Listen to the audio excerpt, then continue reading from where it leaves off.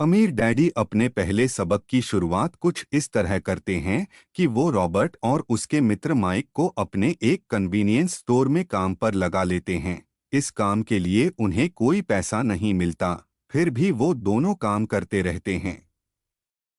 वो दोनों पूरे दिल से इस काम को करते हैं।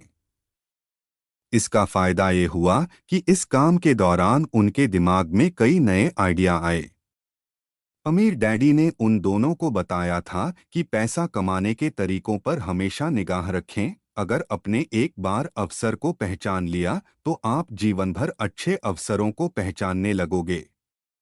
उन दोनों ने अमीर डैडी की इस बात को याद रखा। उन्होंने देखा कि उस स्टोर की clerk Mrs Martin comics book के सामने वाले पेज को दो हिस्सों में फाड़ देती थी और आधा हिस्सा वो अपने पास रख लेती थी और बाकी का आधा हिस्सा फेंक देती थी। शाम के समय स्टोर में कॉमिक्स डिस्ट्रीब्यूटर आता था और कॉमिक्स बुक के ऊपरी आधे हिस्से को स्टोर की क्लर्क मिसेज मार्टिन से क्रेडिट के लिए लेता और बदले में नई कॉमिक्स बुक्स दे दिया करता था।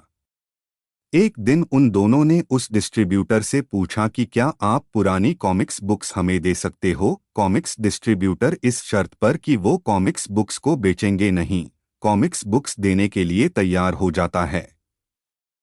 उन्होंने सोचा क्यों न हम इन पुरानी कॉमिक्स बुक्स को किराए पर पढ़ने के लिए दें, और उन्होंने ऐसा ही किया। उन्होंने अपने दोस्तों और बाकी बच्चों को पढ़ने के लिए कॉमिक्स बुक्स को किराए पर देना शुरू कर दिया। इसके बदले वो 2 घंटे का 10 सेंट किराया वसूला करते थे। इन 2 घंटों में ग्राहक कितनी भी किताब पढ़ सकते थे। उन दोनों ने माइक की बहन को इस काम में अपनी मदद के लिए $1 प्रत्येक सप्ताह की तनख्वाह पर रख लिया। इस तरह वो दोनों 3 महीने तक औसतन हर सप्ताह $9.50 कमा रहे थे। इससे उन्होंने सीखा कि पैसे को खुद के लिए काम पर कैसे लगाया जाता।